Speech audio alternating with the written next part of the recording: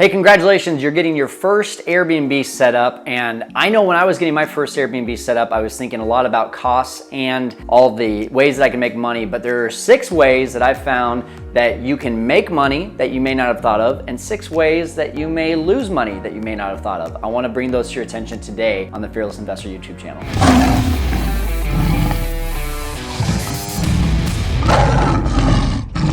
All right, before we get too far, please make sure that you are subscribed to this channel and you've hit that notification bell, because we're dropping so much free content that it would be silly if you didn't know when this stuff is coming out. So make sure you do that. Now, I want to talk to you for a second about these 6 things that you probably haven't thought of from an income side and an expense side. Once you get into it, you're gonna be like, oh, I probably should have accounted for that. So let's start with the fun stuff. The income. The number one and easiest way to make more money in your Airbnb is to just make sure you're making a profit on the cleaning fee. Now, don't price gouge, right? If you're paying your cleaner $100, don't charge the guest $200, but a nice little 20 or 30% markup. For 2 reasons. One, it's extra income, which is great for you, can help you to pay for a lot of those ongoing expenses. But number 2, what happens if there's a little bit of damage here and there that Airbnb doesn't take care of? Or if your cleaner says, hey, that was a really tough cleaning, I need to get paid a little bit more, it gives you a nice little cushion. So in the additional fees section, you can actually add a certain amount.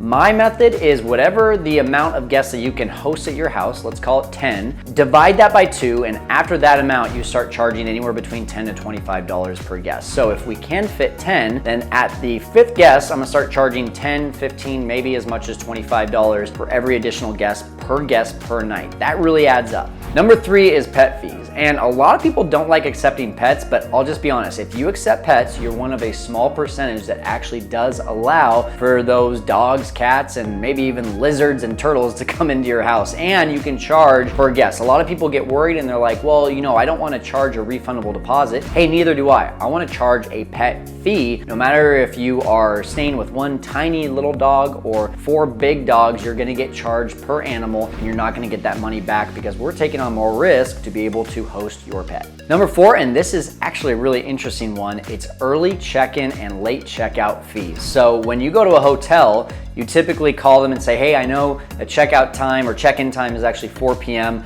but I'm in town, it's 2 p.m., I'm ready to check in, and they usually just check with their staff and they say, yeah, you can check in. In short-term rentals and Airbnbs, it's actually a little bit more customary that if you're gonna check in earlier, that you pay an extra fee. So $25 here, maybe $10, maybe $50 if it's a nice luxury property. Make sure though that if you are doing that, that you're also checking in with your cleaners to make sure the property is ready. 5th is upsells, and it can be snacks, it can be the opportunity to use other amenities like the heater on a pool or the hot tub, and you can charge for these extra things, but make sure that if you do that, that it's stated in the description of the property before they show up that is an extra fee. The 6th and final way that you may not have thought about to be able to create income in your Airbnb is affiliates. So you can go to a business and say, hey, I want to send our guests to you to use your services or to do your thing. Maybe it's, kayaking or biking or hiking.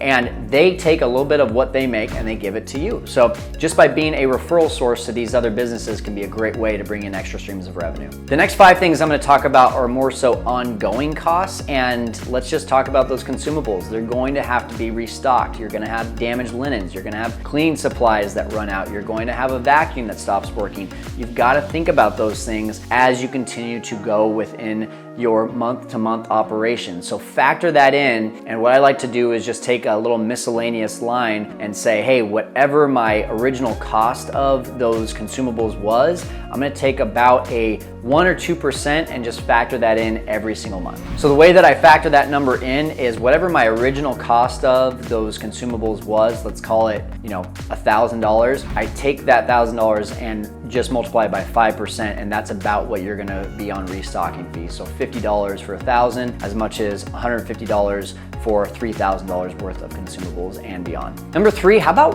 regular maintenance? Things like your air filters, your batteries in the smoke detectors, your light bulbs, all those things are going to stop working or need a little bit of a check-in. So when you do that, you got to think about who you're sending to do that. Hopefully it's not you, because time is worth a lot more than doing these things.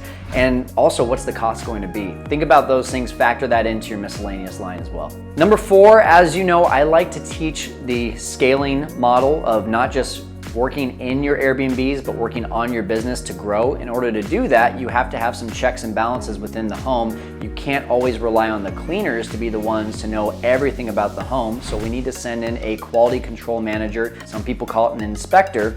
And you have to do that on a regular basis. Typically 1 to 2 times a month for each property. And when you do that, they're gonna take 30 minutes to an hour to go through everything. So you have to factor that in and think about, well, how much am I gonna pay that person for their time?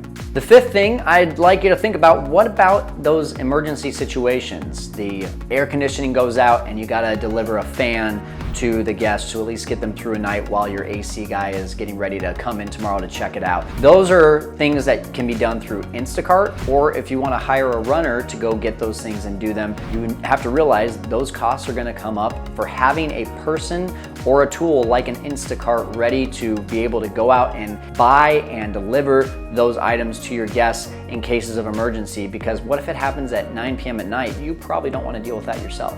And lastly is the taxes. The good news is that most of the time Airbnb is built into your tax plan in your city. So if you say, hey, I'm renting it out for $150 a night, there's another line item right there that your city is typically worked out with Airbnb, where they can actually charge the tax to the guests and Airbnb sends that tax to the city. But some are not built that way. So you have to start thinking about, hey, I'm gonna have to pay these taxes myself, so I need to maybe upcharge the guest for the taxes, or I need to factor that into my bottom line. So here's the deal. You could, after seeing all these different expenses, be like, wow, that's really intimidating. But the great news here is that Airbnb, if you are pricing everything correctly, if you're using Price Labs, which if you're not using Price Labs, you need to go down to the description below and click on our free trial, because it is a game changer. But if you're doing all these things correctly, plus you're doing some early check-in fees here, you're doing some pet fees here, you're doing the extra guest fee, you're making that gap in the cleaning fee, just those things alone are going to offset all these extra costs. That's why we don't talk a ton about these extra fees and extra income, is because most of the time they end up canceling each other out. It's when you start doing a little bit more of the, actively trying to get direct bookings and affiliate links and upsells in your place, that you can really start making some serious extra income. But for now, I just want you to focus on set up your property the best way that you can, set a budget, and just be aware of these different things so that you can go in with a much better knowledge of all the stuff that might come your way. If you found this video helpful, again, subscribe, hit that notification bell, but share it with someone that needs to see this.